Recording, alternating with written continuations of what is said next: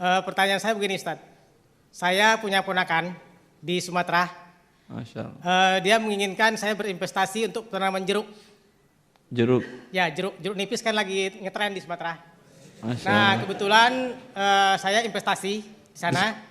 Saya kirimkan uang untuk membeli jeruk, untuk melubangi lubang tanamannya, dan untuk memotong rumput. Dan saya mengatakan kepada ponakan saya, nanti setelah panen, setiap panen, saya minta 10% dari hasil penjualan. Bagaimana menurut pendapat syar'i? Terima kasih. Baik, tanah milik siapa? Tanah milik ponakan saya. Berarti milik Bapak adalah pohon, pupuk, dan biaya pembersihan. Ya. Ya. Itu umurnya berapa umur jeruk nipis itu? Biasanya katanya kalau mau panen, karena cangkok itu 8 bulan sampai 1 tahun sudah berbuah. Sampai berapa lama nantinya? Ya sampai tanaman mati. Iya, sampai itu perkiraan berapa lama, berapa tahun? Kalau produksinya yang baik katanya dari mulai berbuah sekitar 5 sampai 6 tahun. Hasilnya Sampai 6 tahun. Yang maksimal ya. Dari pertama berbuah. Ya. Berbuah dari tanam berapa? Ya sekitar 8 sampai setahun sudah berbuah. Berarti sekitar 7 tahun. Ya. Berarti akadnya musyarakah, kerjasama. Dia adalah jasa tanah. Kalau tanahnya itu disewa selama 8 tahun, berapa kira-kira harga sewanya? Kira-kira aja. Setahun berapa sewa tanah di situ? Di sana harga tanah itu 1 hektar itu 3 juta. Per tahun? Bukan harga tanah, berarti kalau disewa. Sewa? Pertanyaannya sewa.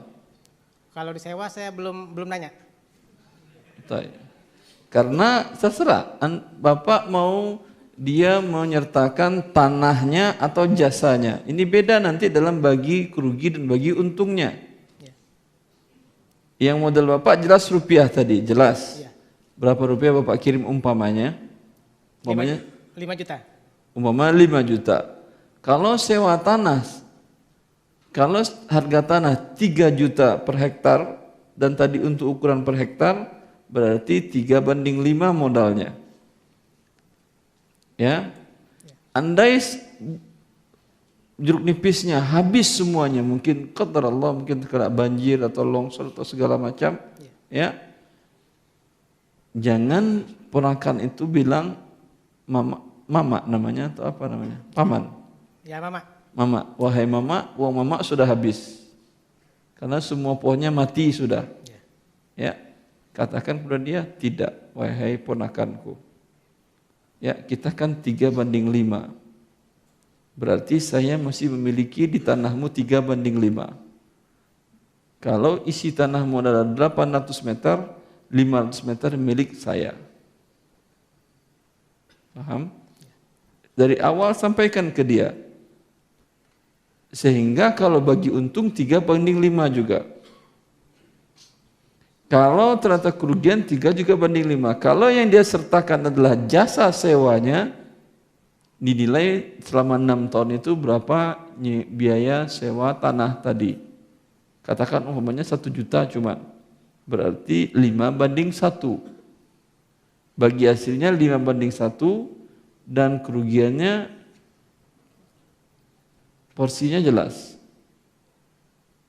Umpamanya dalam 1 tahun habis semuanya dimakan atau diinjak gajah atau dimakan apa, habis semuanya. Hah? Antum ketawa, ya umpama namanya kita ya. Jelas? Jangan katakan ponakan mau buat perjanjian tertulis yang jelas.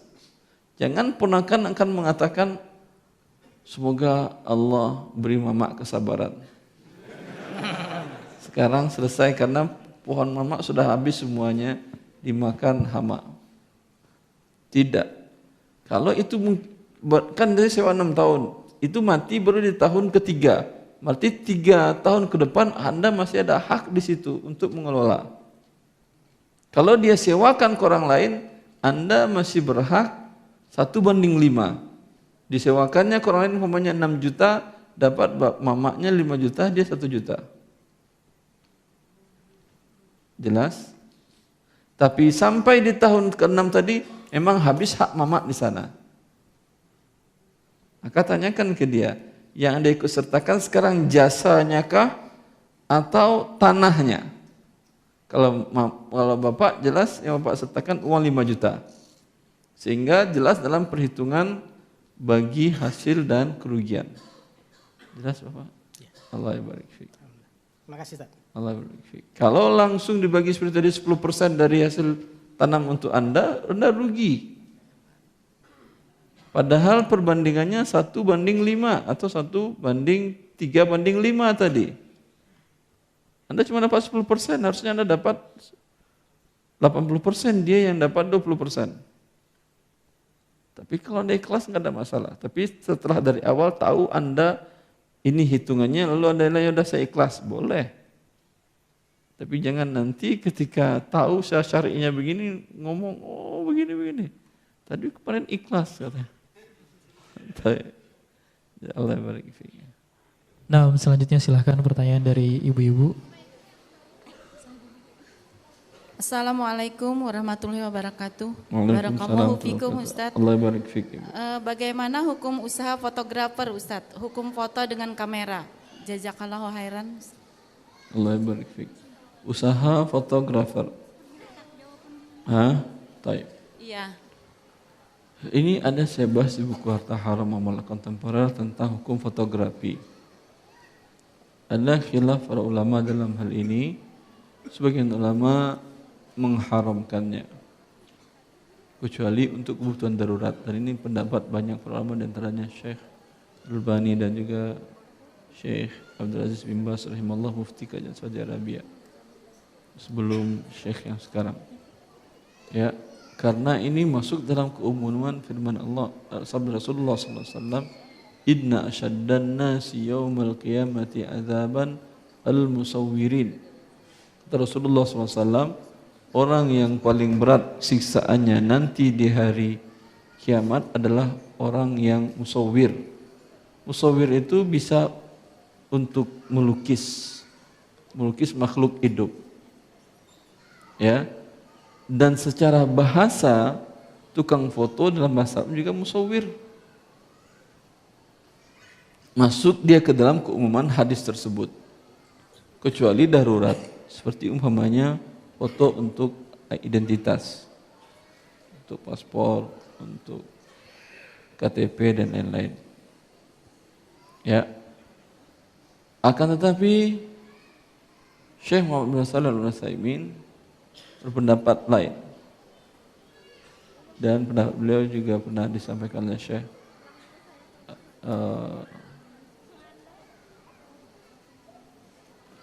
Muhammad Al-Hamad kalau saya tidak salah.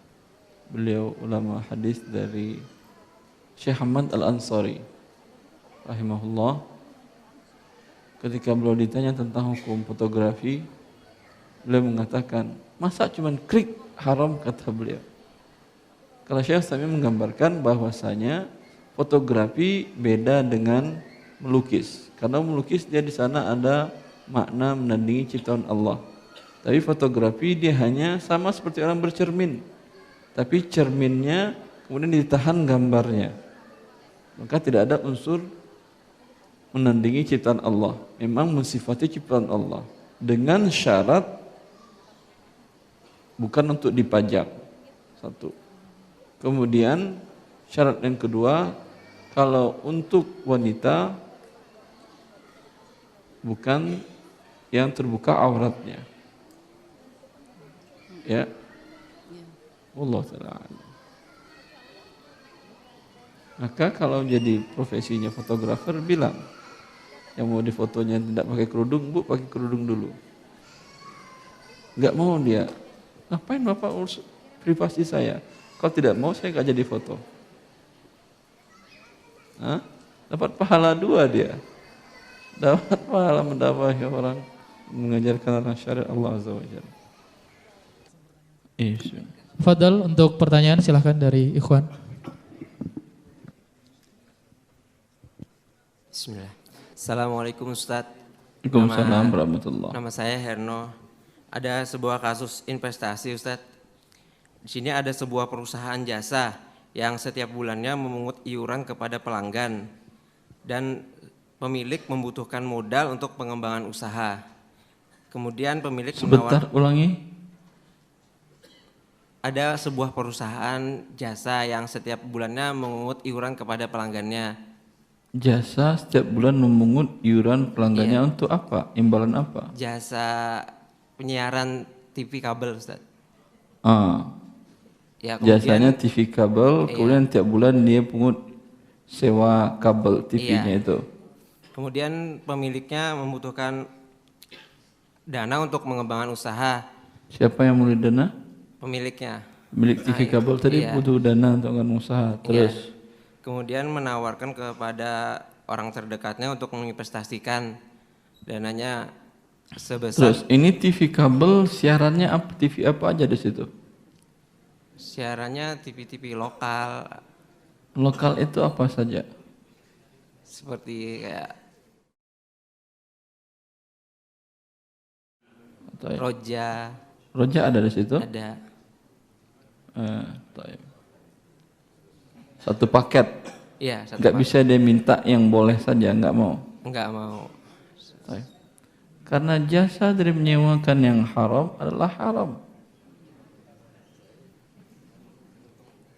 TV-TV yang Anda sebutkan tadi yang lokal maupun internasional pasti ada musiknya Iya. dan pasti ada wanita yang buka auratnya. Iya. Ya atau tidak? Iya. Dan pasti ada siaran film atau drama yang ngaku sebagai istri padahal tidak ada hubungan suami istri. Ya atau tidak? Iya. Iya. Jelas? Jelas. Cari usaha yang lain. Kalau enggak hanya TV-TV yang tidak ada musik dan tidak ada yang haramnya saja yang disiarkan, yang disewakan. Dan setahu saya yang TV yang sesuai dengan syariat Allah itu malah tidak ada sewa. Beli parabol selesai sudah. Iya atau tidak?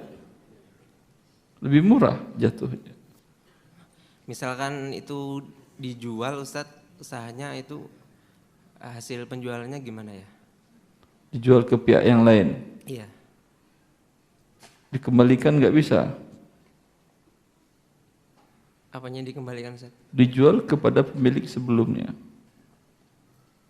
Kan pemilik orang tua.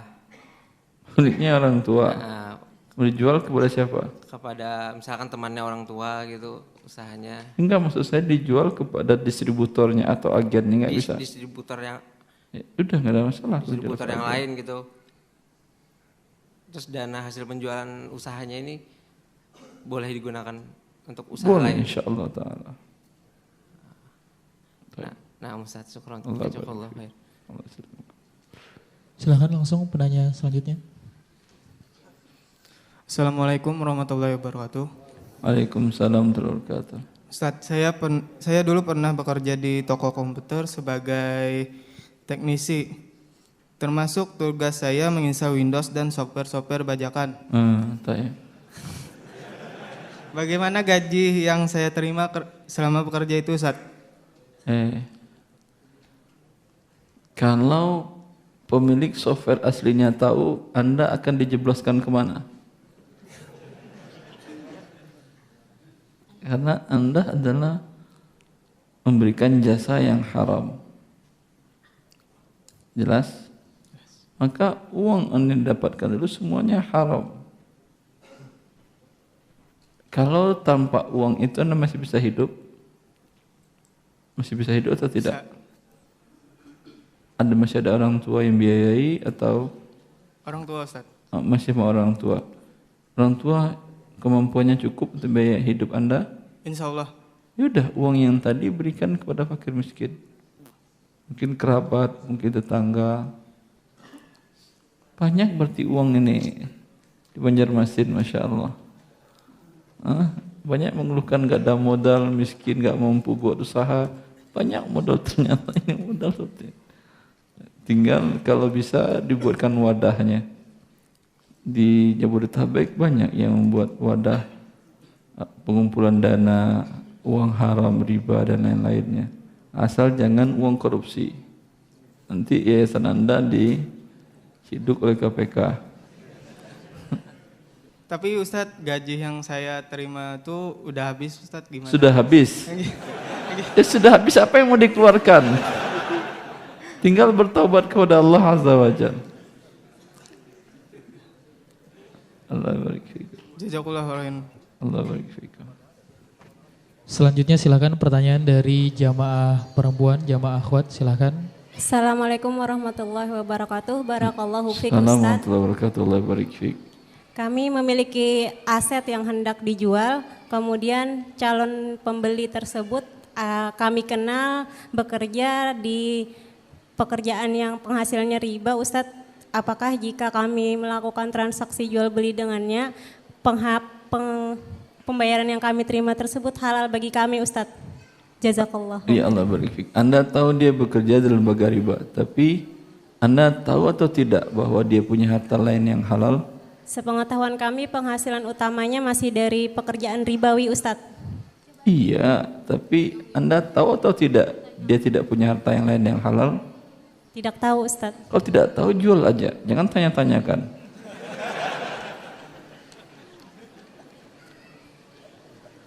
Kecuali Anda tahu betul bahwa dia tidak punya penghasilan lain yang halal. Baik. Boleh Anda jual kepada dia.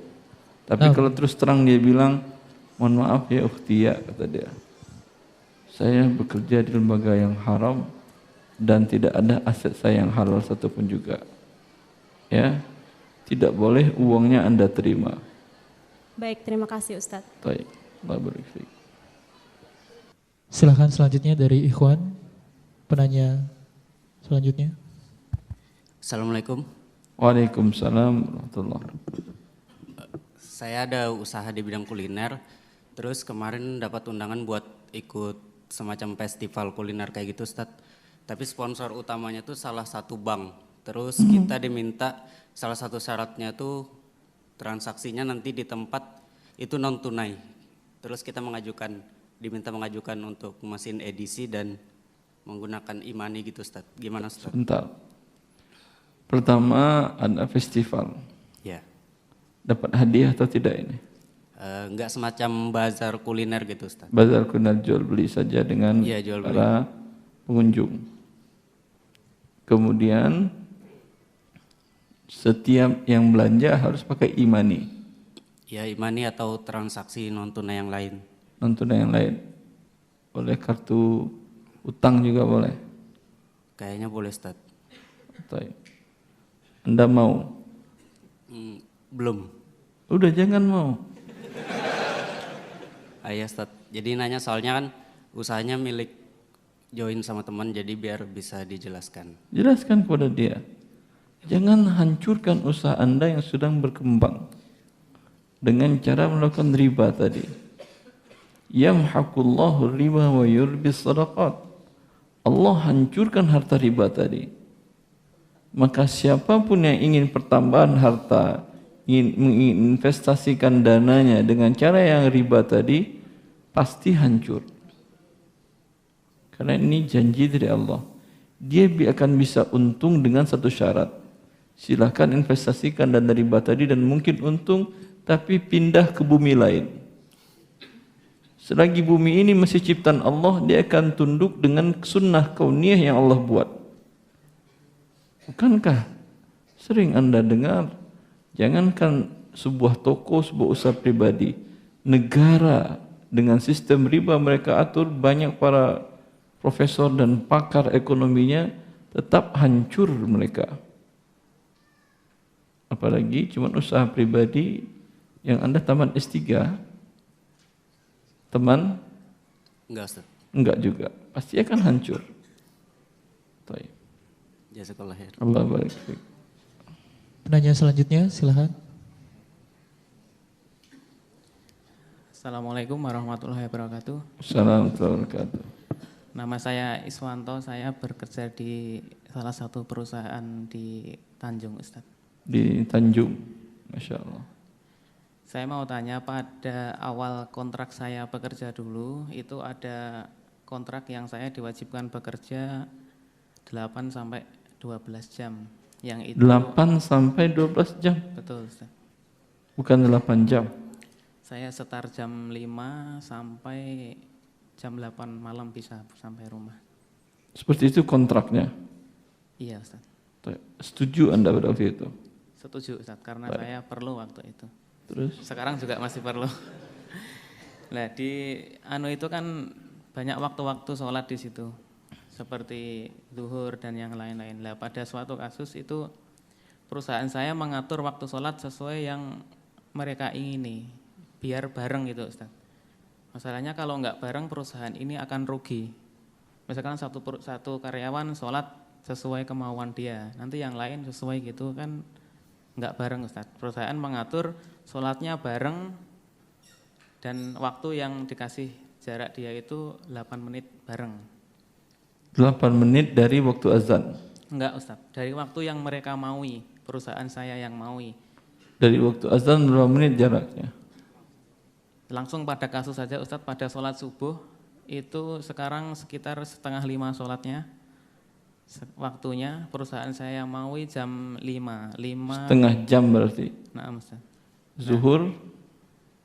Kalau zuhur bisa tepat Ustaz. Ini kasusnya pada subuh aja Ustaz. Tepat, subuh doang, cuma setengah jam. Setengah jam masih ada waktu subuh dari azan? Masih banyak. Ini permasalahannya Subuh sampai syuruk berapa jam? 1 jam kan ya? 90 menit. Kurang lebih 1 jam, 1 jam setengah. Nah ini Ustaz, banyak dari kawan-kawan itu yang melakukan sholat itu tepat waktu dengan dasar keutamaan sholat di awal waktu sehingga menyebabkan Silahkan resign. Kalau dia sudah membuat aturan, al-muslimuna ala syurutihim illa syartan ahalla haraman atau harrama halalan. Orang muslim itu harus memenuhi persyaratannya. Di awal diperjanjikan pekerja tapi dengan syarat pekerjaan seperti ini, jam kerjanya. Dan tidak ada di sana mengharamkan yang halal. Artinya masih ada waktu sholat, dan di waktu sholat masih. Cuman yang kurang afdoliyahnya karena tidak di awal waktu. Nah, ya, ini bukan hal yang haram. Anda sholat tidak di awal waktu, apakah berdosa? Tidak. Tapi melanggar perjanjian berdosa atau tidak? Berdosa. Boleh sholat di awal waktu, tapi jangan bekerja di perusahaan tadi. Bekerja di perusahaan sendiri, kapanpun di awal waktu Anda sholat. Baik. Nah, selanjutnya pertanyaan dari jamaah akhwat, kami persilahkan.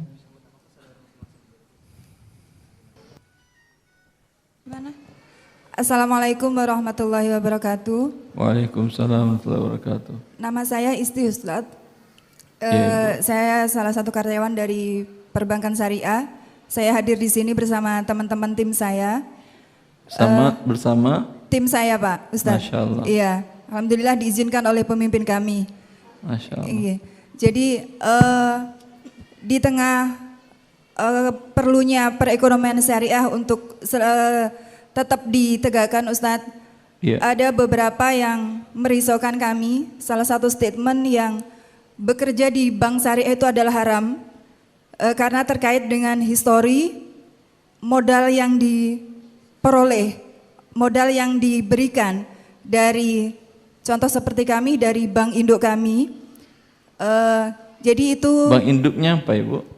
Ustadz. Ya, jadi itu menjadi salah satu sedikit ganjalan kami di lapangan terkait untuk mensyiarkan ekonomi syariah ini. Mohon penjelasan dari Ustadz. Barakallahu fikum. Assalamualaikum warahmatullahi wabarakatuh. Assalamualaikum warahmatullahi wabarakatuh. Kalau khusus bank Anda ini alhamdulillah dia berbeda dari bank syariah yang lainnya. Masih ada denda keterlambatan atau tidak Ibu kalau umpamanya dalam akad murabahah? Ibu? Gimana Ustaz? Iya Pak. Umpamanya ada konsumen nasabah beli rumah dari bank syariah tadi. Betul. Ada denda keterlambatan tidak dalam angsurannya? Tidak ada Ustaz. Alhamdulillah. bank syariah lain ada. Kemudian yang diberikan kepada nasabah rumah atau uang. Rumah Ustadz. Rumah, ini memang jual beli namanya. Ya. Tidak ada denda keterlambatannya, tidak ada ribanya. Baik. Adapun syubhat yang mengatakan uang asalnya berasal dari induk, ya. Apakah semua uang induk itu adalah uang yang haram, arti hasil riba? Tidak. Karena setiap bank ketika dia mendaftarkan tadi untuk dibangun sebuah bank, dia harus punya modal sendiri. Modalnya sendiri dari riba? Belum. Dia belum berusaha dari riba dari mana? Kecuali yang bank induk mengatakan, wahai bank syariah, kami berikan modal Anda semuanya dari keuntungan riba yang kami dapatkan. Itu baru tidak boleh. Jelas, Ibu? Siap Ustadz. Ini pernah saya jelaskan di kantor pusat syariah Anda di Jakarta di Kuningan. Tentang syubhat yang itu. Wallahu ta'ala alam. Allah barik fikum. Dan secara khusus saya ada hubungan baik dengan lembaga ibu di Jakarta. Karena ada salah seorang petingginya, senior manajernya yang selalu diskusi meminta kepada saya bagaimana ini menjadi syar'i Ustaz. Bagaimana ini jadi syar'i Ustaz. Sehingga saya katakan dalam akad kartu kredit umpamanya, kartu kreditnya masih ada denda keterlambatan atau tidak Ibu? Iya Ustaz. Denda keterlambatan masih ada atau tidak di kartu kreditnya? Nggak ada. Tidak ada, betul. Nggak ada. Itu yang saya katakan. Kemudian annual fee-nya ada kan ya? Annual fee halal tetapi tidak boleh bank membukukan keuntungan, mencatat keuntungan dari annual fee itu. Harus biaya real untuk sistem agar bisa menerbitkan kartu kredit tadi. Maka Allah Ta'ala alam, ya sejauh itu yang saya pahami dan mereka siap berubah. Baik. Nah, selanjutnya silahkan pertanyaan dari jamaah ikhwan. Assalamualaikum Ustadz. Assalamualaikum warahmatullahi. Nama saya Rian Ustadz. Kebetulan saya berprofesi sebagai sales mobil di kota Banjarmasin ini Ustadz. Masya Allah. Nah, jadi bersangkutan dengan profesi saya Ustadz, karena saya sebagai sales mobil tentunya akan berurusan dengan yang namanya leasing Ustadz. Nah, untuk itu kan apa urusan sales mobil dengan leasing? Kredit Ustadz. Kredit konsumen itu Ustadz. Apa?